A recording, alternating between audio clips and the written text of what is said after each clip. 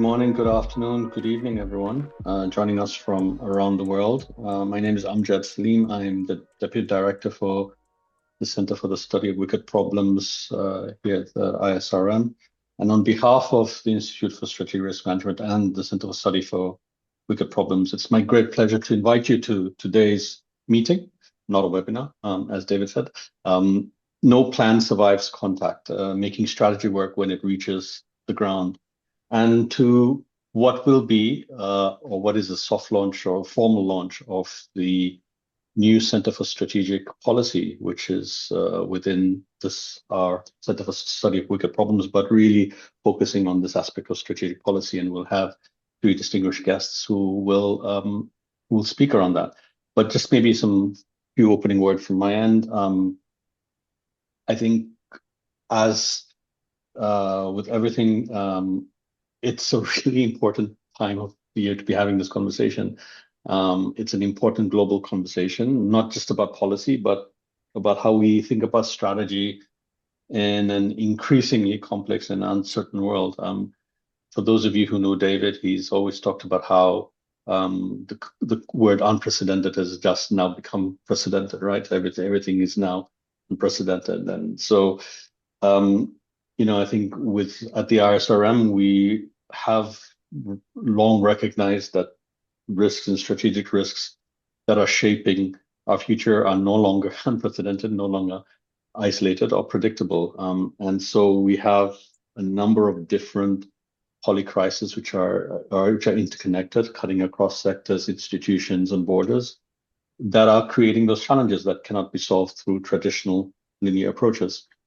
So we are navigating systems of interconnected risks. The aspect of wicked problems comes up, and this is why the Center for the Study of Wicked Problems was established, because we wanted to explore those challenges that resist simple solutions. We wanted to understand the evolving conditions of risk. Wicked problems remind us that complexity is not an exception to be managed away, but the environment within which modern leaders, policymakers, and organizations now operate. But understanding that complexity is just the beginning. One of the recurring themes that seems to be emerging is that there remains a persistent disconnect between strategic ambition and practical implementation. There seems to be, an endless production of strategies, policies, frameworks, but they often unravel when they encounter reality. Not because the strategy itself was flawed, but because circumstances have changed quite dramatically since the time that the strategies were developed, and the initial assumptions that may have led to those strategies have been incomplete or have lacked certain information. So I think it's important for us to kind of explore that. And the famous observation that no plan survives first contact is often interpreted as that criticism of planning. But I think what we're looking at is an argument for better planning that anticipates uncertainty, welcomes feedback, and is capable of learning and adapting as circumstances change. And I think this is what has inspired the creation of the Center for Strategic Policy, that is around sort of that idea of national strategy, local impact, because strategy should not be judged by the quality of the document that is produced, but by the quality of the outcomes it creates. So I'm welcoming the conversation today. I think it's an important time for us to think about that and to work on the collaborative efforts of research, consultation, dialogue, and testing, and we will hear more about that today. So we hope today's conversations will challenge assumptions, stimulate new thinking, and encourage all of us to reflect on what truly makes strategy succeed or fail once it reaches the ground. So thank you everyone for joining.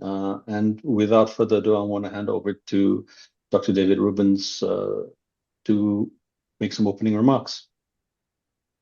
Thank you, Amjad. I think you've encapsulated it very, very well. I think there's from the concept of the ISRM. I mean, as everybody knows, what we do as an organization is we bring together those three communities, which is academics, practitioners, and policymakers. And from our perspective, it is the academic perspective which is often missing, and the academic perspective, or at least an awareness of and familiarity with the academic work, allows you to build structured frameworks to deal with these issues. You mentioned complexity and you mentioned unprecedentedness. I think there's a third one, and those are two which we very much deeply engage with. I think there's a third one, which is non-recoverability. That we still think that when we face these issues and these challenges, that somewhere somebody has a screwdriver and knows how to fix it. But I think we're seeing issues now where that is no longer the case. And the example is the heat waves we've been seeing over Europe for the last few weeks. And the truth of the matter is that Europe is not designed to run at 40 degrees. It's just not. The ISRM has just been given ownership by the Cabinet Office in the UK and the College of National Security for the program looking at climate change and national security. So we're going to be spending the next year or so doing a very deep dive into this and looking at, as you said, not just having outputs, but helping support outcomes.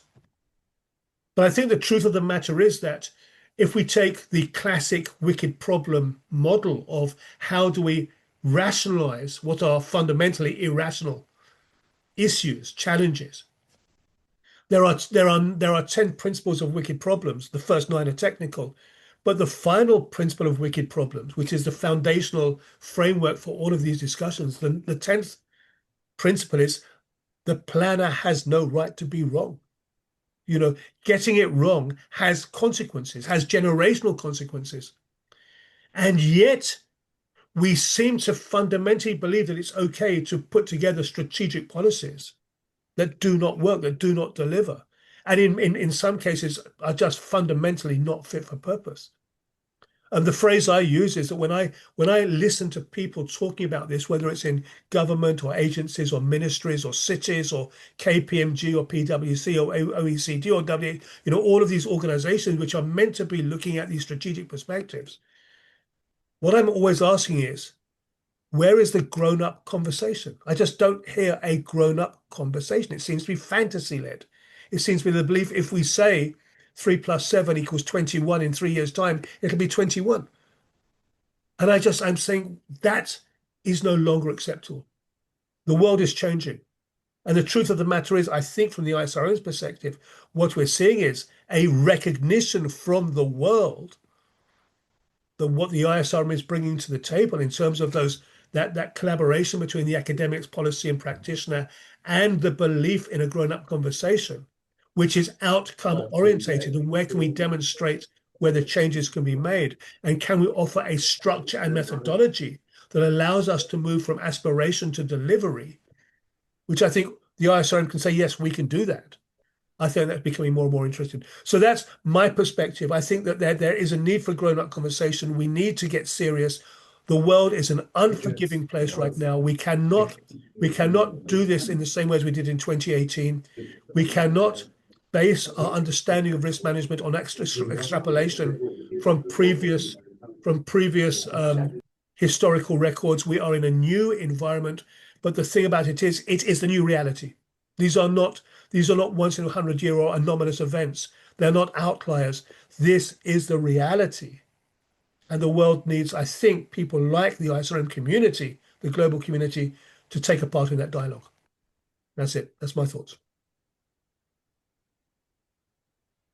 Great. Thank you. Thank you, David. I think, what you mentioned about just the aspect of grown-up conversations, and then you just sort of listen to some of the rhetoric and some of the global conversations in the parliaments or whatever, and you kind of figure out where are the grown-ups, because it just feels like it's a little kids' playground.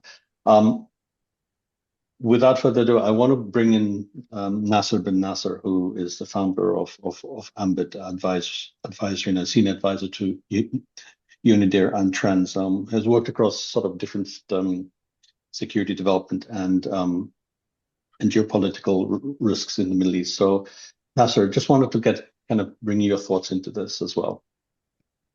Thank you, Amjad. Good morning, good afternoon, good evening to everybody joining from around the world. I think this question about this mismatch between plans and outcomes is a fascinating one, and I think David, you hit the nail on the head when you said people are more focused on outputs rather than outcomes. What I've found is that first organizations, they tend to develop their plans or their strategic plans or their risk plans as a more of a compliance function to kind of check a box or tick a box or to show their stakeholders or their boards or their investors or their superiors that they actually did something.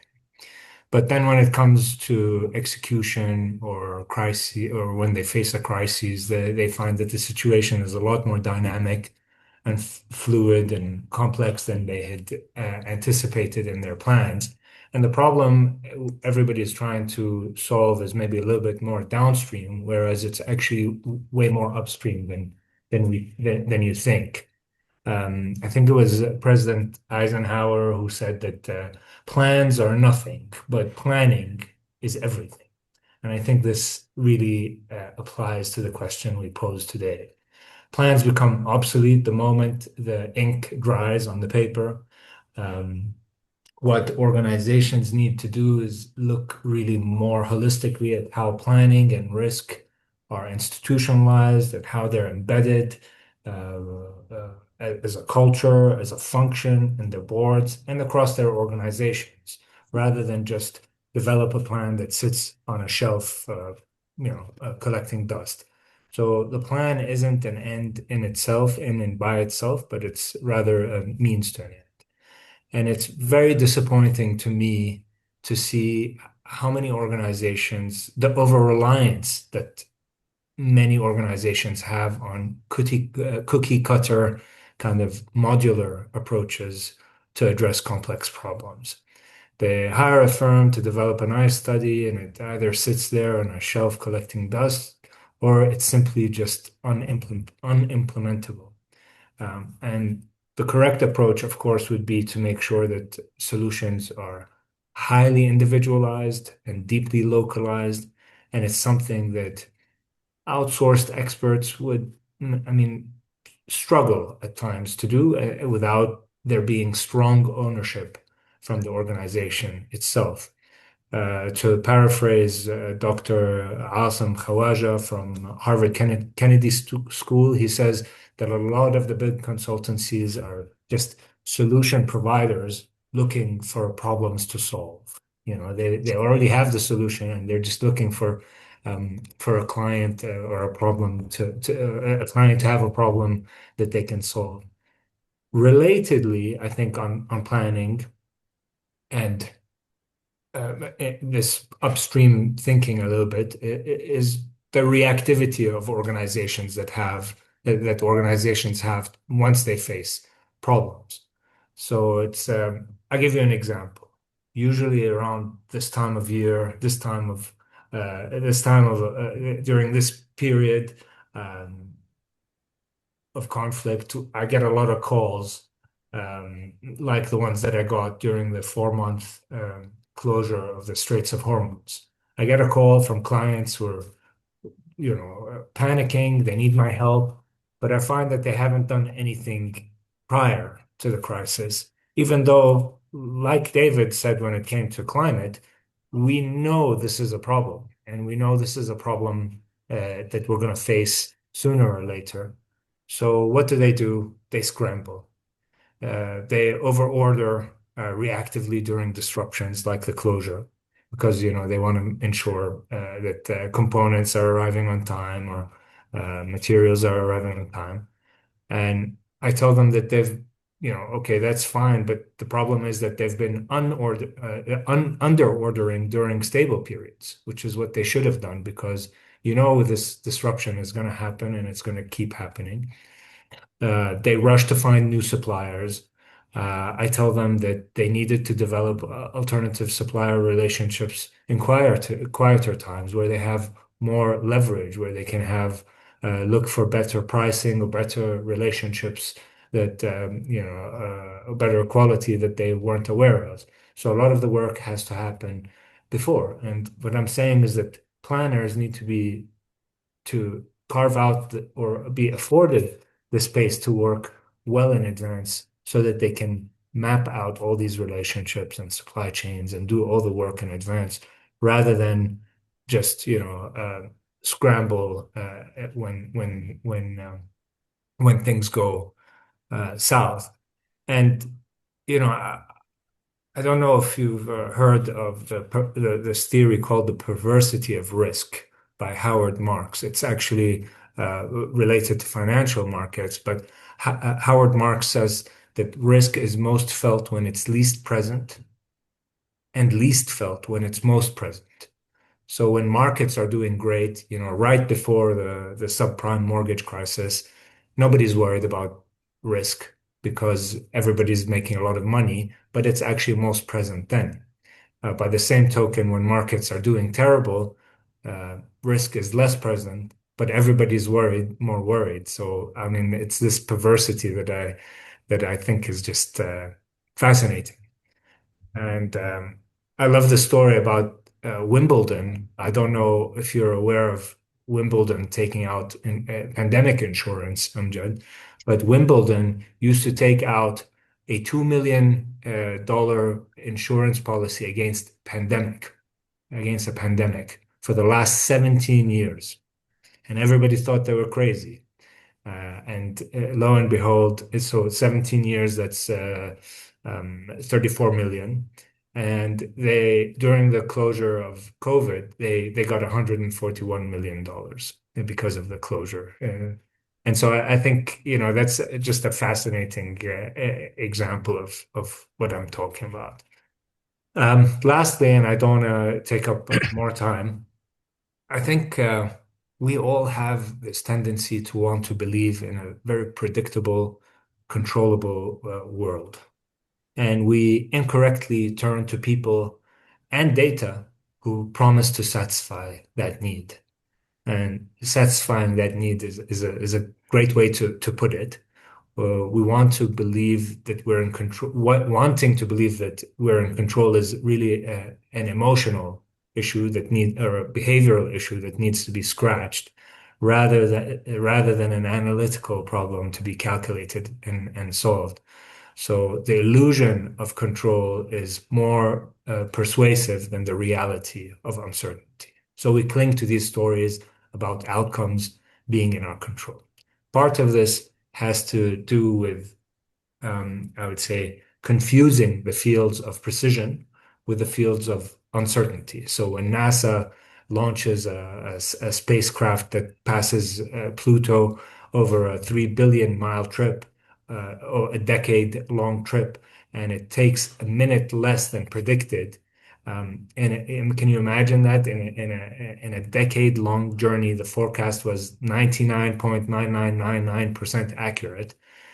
Astrophysics is a field of precision, but it isn't impacted by human behavior and emotion like our businesses and politics. These are fields of uncertainty, overwhelmingly driven by decisions that can't be easily explained with clean formulas like a trip to Pluto. But we desperately want it to be that way because the idea of being in control of an outcome is very comforting. So I think we'd have to just always be able to identify what is desirable and what is achievable in terms of outcomes, and to be able to distinguish between the both of those. Maybe I'll stop there, Amjad, and be glad to take any questions or continue discussion.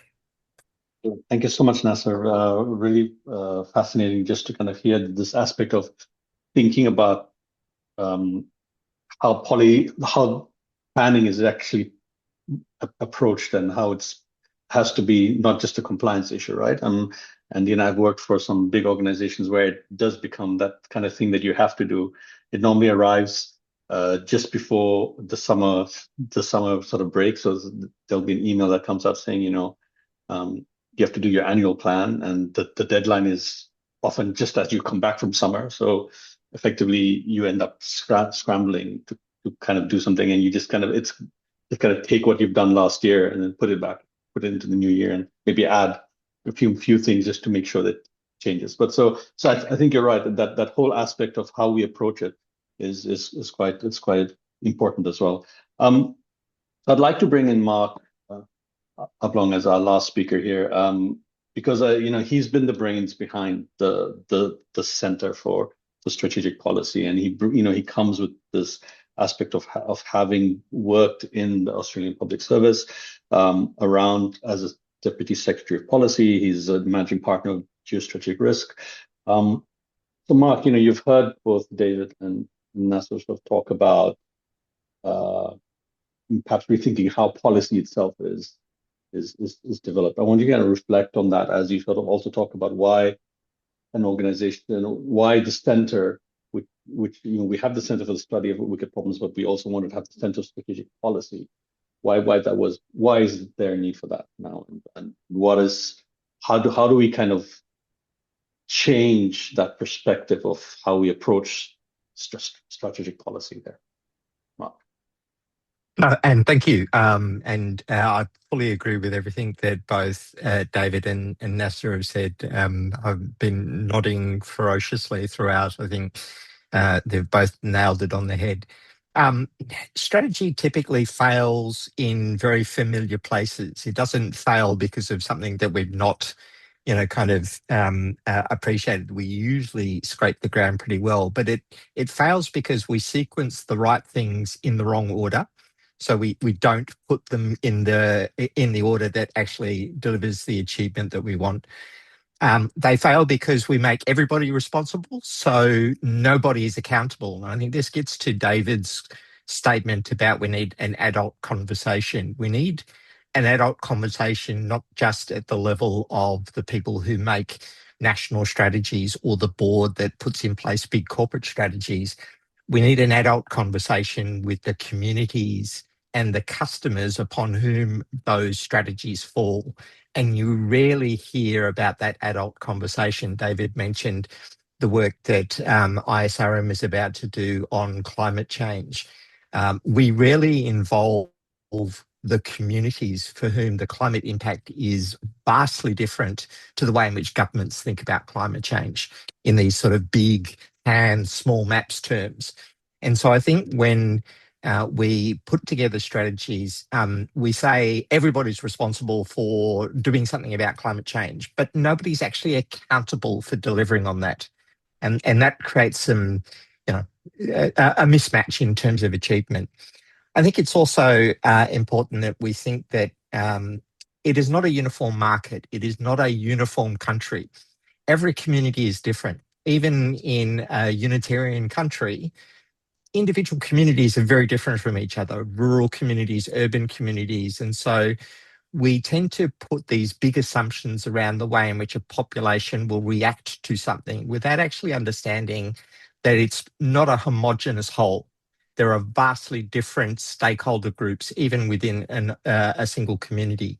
And so what works for one community is not going to work for another community. And we need to understand and accept that, which is one of the reasons why I think that, strategy making is always done with good intent, but it typically fails. And when it does, the cost is not just in terms of wasted effort or a strategy that sits on the shelf. It starts to degrade the trust between the government and the governed, or between corporations and customers. And we're seeing this across the board for both national governments losing the trust of their citizenship, and we're seeing that across the world, or in terms of companies that are losing their customer bases because the customers no longer trust that the company has got their interests at heart. And so I think if you're a smart company or a smart country, you've got to start thinking about that trust relationship as being at the heart of the way in which you develop strategy, not as the end point of it. And I think that's really important.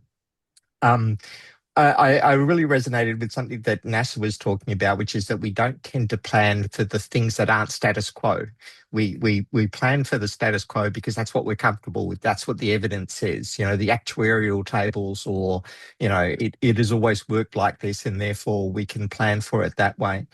I'm reminded of Niccolo Machiavelli, who in The Prince talked about the fact that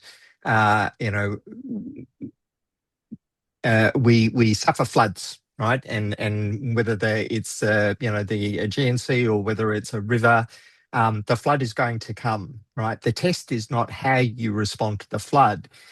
The test is how you prepared for the flood and whether you built the levees well before the flood to reduce its impact. And we're all failing that test because we all know that the floodwaters are coming. Climate change is having these impacts across the world, and yet we're not planning for how we deal with it in particularly smart ways. And so that's where strategy is starting to fail. So why are we creating the Centre for Strategic Policy? For a really specific purpose, to close the distance between how strategy and policy are formulated at corporate or national headquarters and the way in which strategy is actually felt on the ground, as we talk about national strategy and local impact. The gap between those two things is a wicked problem, which is one of the reasons why it sits within the Centre for the Study of Wicked Problems, but as a unique entity, because it's not something that you solve once and you file and you put on the shelf. This has got to be a dynamic, adaptive framework for the way in which we start to respond to the dynamic and adaptive world in which we're living. It is constantly evolving. You know, the actuarial tables are wrong. The way I tend to put it to people is that the laws of gravity have stopped working across many of the dimensions that we deal with, whether they be geopolitics, whether they be geostrategic, whether they be geoeconomics. And we haven't got a set of fundamental rules about the way in which we respond to this vastly changing poly-crisis world. So the centre looks to try and bring, as David said at the beginning, the academics, the policy practitioners, the big corporate institutions, as well as the public, the communities upon whom the impact is always felt, together to start to think about how you convert that rigorous academic research on complex problems into very practical frameworks, tools, and governance approaches that everybody can deal with. Three propositions lie at the heart of that, one of which is, as David said, complexity is now the new normal. We've got to deal with much more complex environments than we've had to in the past. Feedback in that adult conversation matters. In fact, it's heartland to the way in which you think about the problem space going forward. And the third is that adaptation is essential. You can't drive strategy based upon the fact that it will look exactly as it did yesterday. It has got to be constantly adapting to the unique circumstances of the day and the unique circumstances of the community upon whom it is going to fall. So that's where I think the centre has this real opportunity to bring together the practitioners, the scholars, the officials, corporate leaders, and community voices who are willing to think and shape new approaches to the way in which we deal with strategic policy making, with risk, and the management of risk in very local ways, but that still allow you to have national impact. So I might stop there and happy to have the conversation. Great. Thank you so much, Marc. Really important framing there. One of the things that struck me actually as you were talking is, in many strategies, you do have this aspect of monitoring, evaluation, learning, right? But from what I'm gathering from what you're saying is, and I think what Nasser has also pointed out is that, again, we don't seem to be learning, right? We seem to be, so where does that, so is that another compliance issue? We just put it there because we have to put it? I mean, where does that learning come in? Because it is part of whatever strategies that the people have. Yeah, it's a really good question. And I think part of the answer is that what we're incentivizing in the learnings is not true learning. What we're incentivizing is the short-term quarterly results. It's about how do we fit the uncomfortable truths into our very comfortable realities, the ones that we set up before we started the strategy. So as Nasser said, we kind of take, completely different evidence bases and we just adapt them to what we already know, what we've already thought about, rather than truly learning from the experience and moving forward. The head of Australia's Security Investments Commission talked about the fact that companies are no longer there just to make a profit. They've got to do the right thing for their local communities. But they're not incentivized to do that because companies are incentivized by their stock price. And their stock price is based upon how much dividend they're going to pay the next quarter. And so the whole incentive structure for both national governments as well as corporations is the short term. It's not the long term. And so I think the learnings that we do produce, and you're right, there's thousands of documents about lessons learned from various instances, really get to the heart of what is the cause of the challenge. It deals with a set of symptoms that we're comfortable with, that we understand, and ignores the rest. Great, thank you. I'm going to invite people, if you have questions, please do raise your hands up, or if you'd like to put in the chat, I'm happy to take them up as well. But yeah, please do raise your hands if you'd like to make it. I see, Greg, you've unmuted, so I think you're willing to take the first plunge. If you'd just like to introduce yourself as well, where you're speaking from, that'd be great. Thank you. Thanks, Nasser. I'm Amjad. I live in Cape Town. I've been conversing with Marc quite a bit over the last few months. My business is focused on strategy execution, actually, and bridging execution with strategic planning. I just wanted to say that one of the biggest problems we face is, as Marc alluded to, is the short-termism as a wicked problem. So your financial cycles are much shorter than your strategic cycles. And as such, your feedback loops back into execution from your strategic planning is often broken and there isn't honest feedback on what worked and didn't work. So that learning cycle is broken. And then secondly, you have the problem of long-term alignment. So there's certain ways like the balanced scorecard, etc., that were put in place, but they are not entirely favorable, going back to the wicked problem, in terms of making specific individuals accountable for those long-term outcomes, which is another aspect. So strategic planning is often undertaken by consultants, and there's, to an extent, an insurance arbitrage in terms of not taking that executive accountability for those outcomes. So there's those temporal as well as accountability gaps with strategy execution. So, and then obviously in your world of the resilience management, often the nature of strategic planning and objectives exist within quite complex and chaotic systems.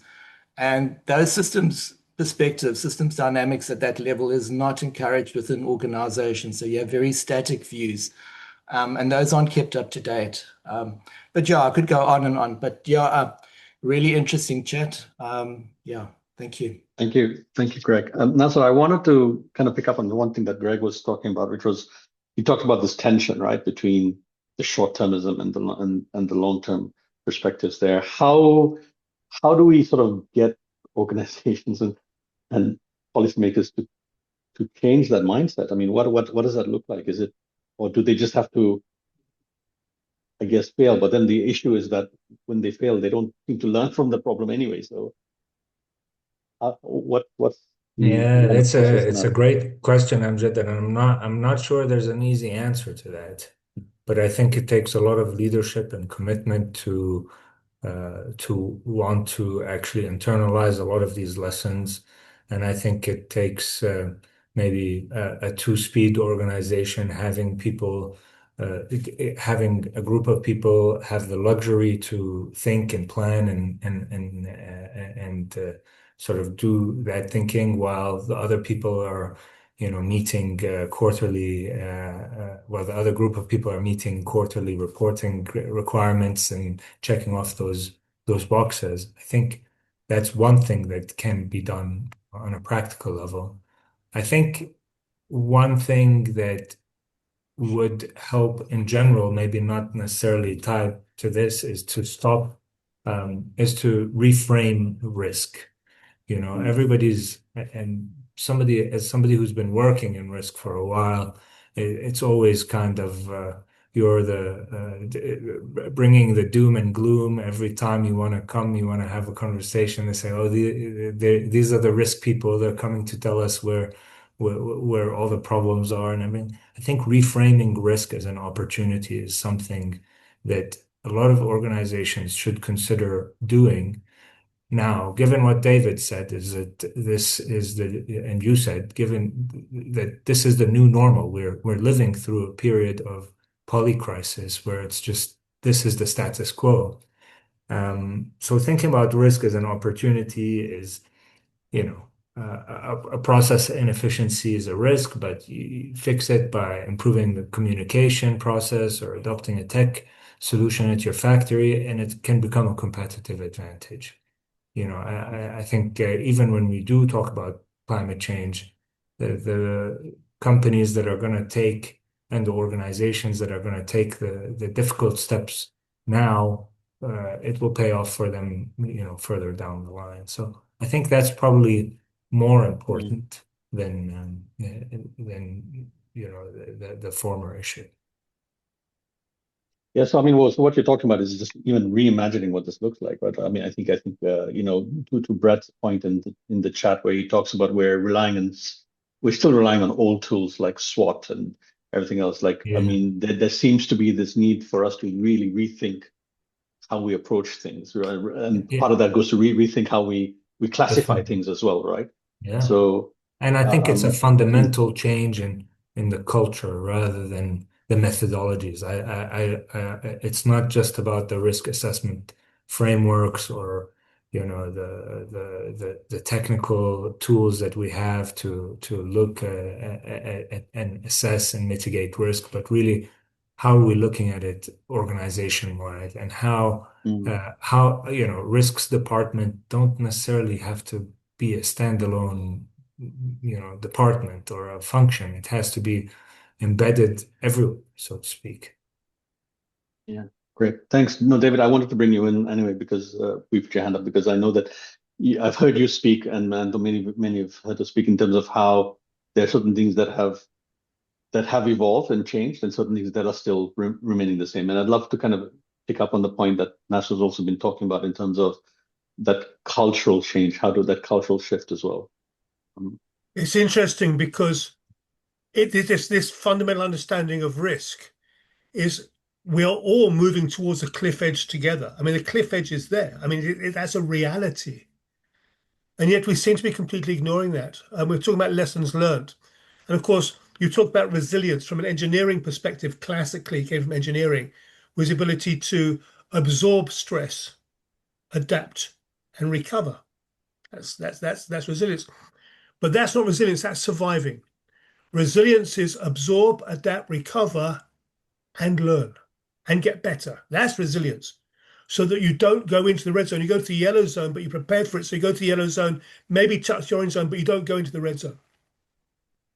And yet what we do is we embed stupidity into our organizations. I mean, the fact that right from now the American government is closing down pretty well every agency that monitors climate change and social health and et cetera, that is not helpful.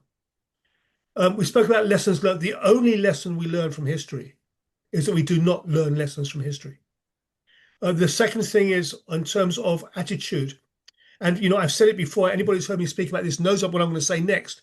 We do not have a problem with climate change. We don't. We have a problem with human greed and stupidity. But if you think that climate change can be sorted out without thinking about human greed and stupidity, then you're not going to be doing it. And at the beginning of COVID, when the world went into a global lockdown in March 2020, and we went into a global lockdown, within 4 days, the planet started healing itself. Pollution disappeared over China. Pollution disappeared over the Himalayas. The Ganges River cleaned up.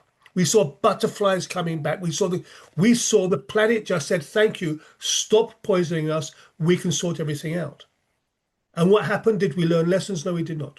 COVID was an opportunity to have, for the very first time, the recognition of a planetary level, human level threat that needed to be responded to on a planetary level. Did we take that? No, we did not. Absolutely. So I think that this change of consciousness is there. The problem is we have human greed and stupidity blocking us. So in terms of short-termism, we have NIMTO, not in my term of office.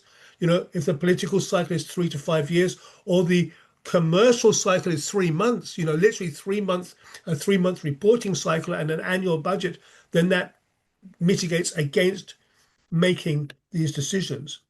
Trust, we do not trust our governments, and I see no reason why we should. With big corporations, I see no reason why I should trust big pharma or big farming or big, or, you know, big food, big tobacco, big finance. I don't trust those people. I see no reason why I should trust those people.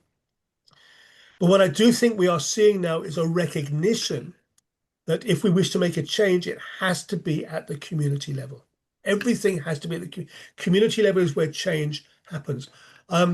Bill Gates, last year in his annual sort of report, said he was actually he was actually optimistic about the ability to make change. But he realized now the ability to make change is not at the strategic level. Excuse me, I felt that coming. It was at and there's another one coming. I'm going to probably turn off my mic and have a sneezing fit. But basically, he said it's at the community level. And the example is, for example, climate change, the greening of the city, actually the greening of the community, have absorbent cities. You know, we talk about flooding, but flooding is not about water. It's about drainage. And our drainage is just bad. And if you don't fix drainage, and if you concrete over, cement over green areas, and you build on floodplains, of course you're going to have flooding, my friends.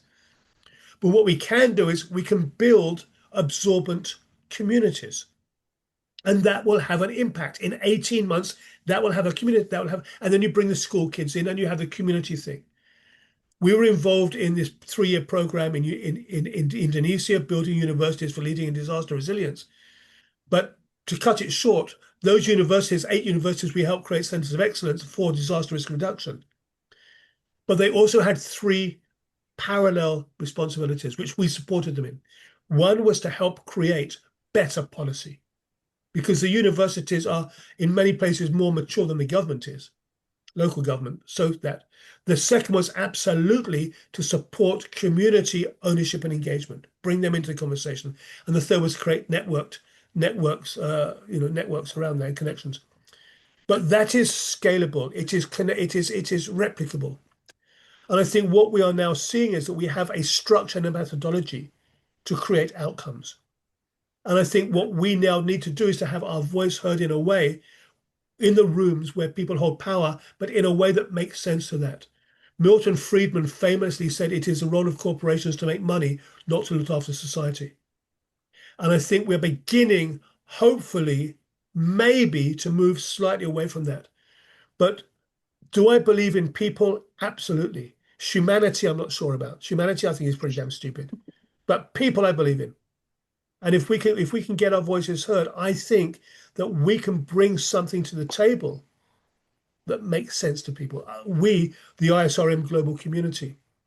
And I think these conversations are part of it. And Marc, I'm absolutely delighted, that you chose the ISRM as the home for your Center for Strategic Policy, because you could have taken it anywhere. And the fact you chose us, I'm genuinely delighted, and I'm absolutely committed to helping make this a success. Thanks, David.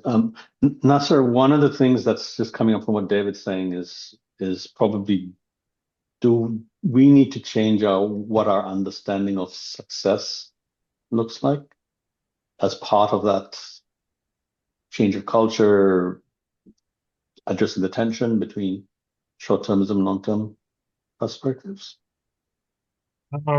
Yeah, potentially, yeah, but you know, I think that's it might be a little bit too idealistic. I think in the world that we're living in, I do share David's sentiment that you know, people have power, communities have power. I think what David was saying is that we're always looking at treating the symptoms and not the causes, and I would think that's definitely the case. I don't know if we're going to have this wide sweeping grassroots level overnight change that we might wish for, but what I think we can do is at least think about progress, not perfection. And if people in leadership positions are able to, like you said, Amjad, imagine a new norm, um, be able to still do this kind of quarterly reporting stuff, but at the same time think more holistically about other issues, I think we'll probably be in a better place. Not sure who said in the in the chat, but risk is normally, you know, a department that then feeds into the CFO, and the CFO doesn't care too much about it because it's one of 20 things that the CFO does. So maybe we can, you know, it's not far-fetched for us to demand something different. You know, I mean, that's a small thing that can be changed compared to you know, cleaning up the Ganges or something along those lines. I think it's a lot more granular and something that's doable for us to demand something some that our CFO gives greater attention to risk, or that risk can be you know, embedded across the organization. Those are easy. These are quick fixes that will have long-term impact. Great. Thanks, Nasser. And Marc, I think, and I guess that's what the center is also supposed to kind of bring, right? It's to kind of create that space for that type of conversation, to reimagine potentially what are those opportunities to co-create. Because I mean, one of the things that I think, you know, the center wants to look at is sort of what they call local impact. You talked about the community involving the constituents better. So is that sort of what you're hoping, that we can start to have those grown-up conversations with different constituents? Yeah, absolutely. I think that's fundamentally important. I mean, one of the things that is really changing in the world today is we're seeing crowdsourcing become one of the new realities. If you look at things like the stock market, we're finding that crowdsourcing solutions are actually outperforming the market. We're finding that open source crowdsourced information is actually doing better than traditional intelligence services. Because the crowd has a mind which is actually much more open to innovation than you see from traditional sources of power. And so I think this opportunity to bring the local community into it and reframe the language is really important. David hit the nail on the head when he talked about, you know, the whole culture and language of things like natural disasters is just wrong. Natural events happen, they become disasters because of previous decisions that we have made that allow people to live on a floodplain, or allow people to build houses that aren't earthquake ready or fire ready. You know, and we comfort ourselves in the fact of saying, oh, it's just a natural disaster. No, it became a disaster because of choices we made, not because the natural environment, you know, has this dramatic effect on our lives. And so I think we need to really reframe the language about how we deal with many of these strategic risk terminologies to give us more agency, and to allow us and communities to have more of a say in the way in which we frame the entire debate about what is risk and how do we deal with risk. So that's where I think the centre has this real opportunity to create a safe space for all of those different participants to come in and hear from each other and start to change the reality of what we think about when we talk about, policy, when we talk about short-term versus long-term, when we talk about the need to ensure not just are comfortable today, but are sustainable and survivable tomorrow. So, David, I know you had your hand up. Would you like to come in on points there? Yeah, just the point that Nasser was making about sort of looking to have organizations be more responsible. Of course, both governments and corporates, global corporations, were looking at net zero impacts, renewable, and they've all pulled back from that.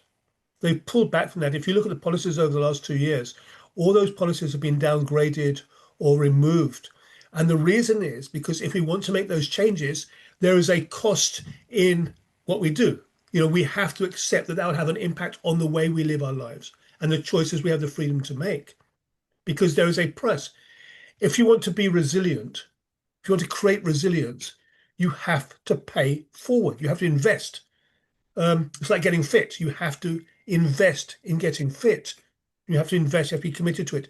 You have to invest to becoming resilient. And there's always pushbacks against that.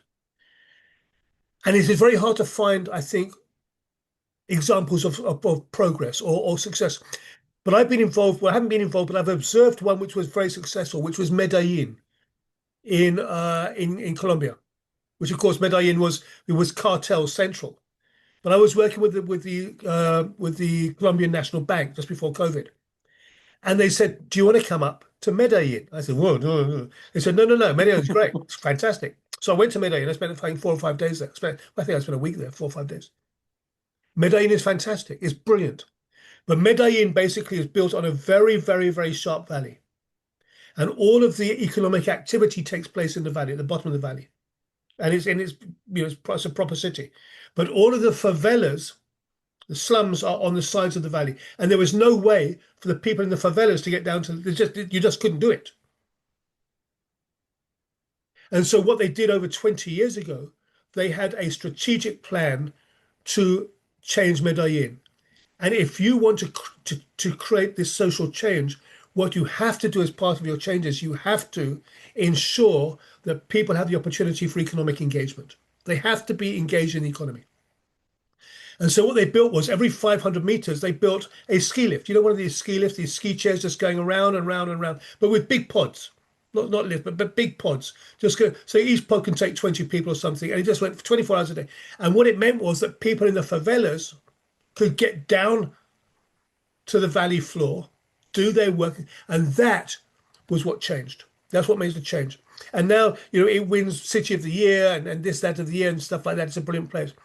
We can make change, and that change can be effective, but it can't be political. It has to be above political, because politics is a 3 to 5 year thing. It is oppositional. It is confrontational. There has to be a shared understanding. And if you take the 3 countries, which I've been involved in all 3, but if you, and I'm involved in policy, national policy in one of them, Ukraine. But if you take the 3 countries that can be considered transformational over the last 30 years, which is basically Dubai, Saudi, and Singapore. All of them have autocratic, centralized governance. They don't have governments that change every 5 years. They're centralized. They have an integrated 20, 30-year plan. But what they all did 25 years ago, which is really interesting, is they all invested in their youth. And they said to their youth, all 3 countries, go out and study. We will pay for it. We will cover everything. For 3 years, just go out and study anything. But then come back. And now you work in those 3 countries, or you work and you suddenly realize that you have this group of people from the 35 to 50 who are world class. and have a cohort of people who are supportive around them and understand that you have basically built your administrative policy class from scratch. I'm involved in Ukraine. I'm on the National Policy Council, and they want to do that. They want to invest in their youth because they know that if they do that now, in 20 years' time, Ukraine will be the new Dubai, Singapore. So I think that one of the things that we at the ISRM and the Centre to Study Wicked Problems and the Centre for Strategic Policy bring is an absolute belief that there is a structural methodology that allows us to win. This is not voodoo. This is not a desire. This is give us the support and we can make change happen. And we can make quick change happen. We can demonstrate the victories. We can make lives better. We can make societies better. Just stop screwing around. Just try and help, try and be on the good side. That's it. So I think that there's from the ISRM side, there is a voice of hope and belief, but it is conditional on that we as humanity get our act together. Thank you, David. I know we're running short of time, so maybe Nasser, I just wanted to kind of bring you in for some final reflections and maybe, just a thought of if there's one idea you'd like everyone joining us today to leave with, what would that be? I think I would just like to echo David's message of hope that it is possible. I think we have to be optimistic, and I think it is achievable as well.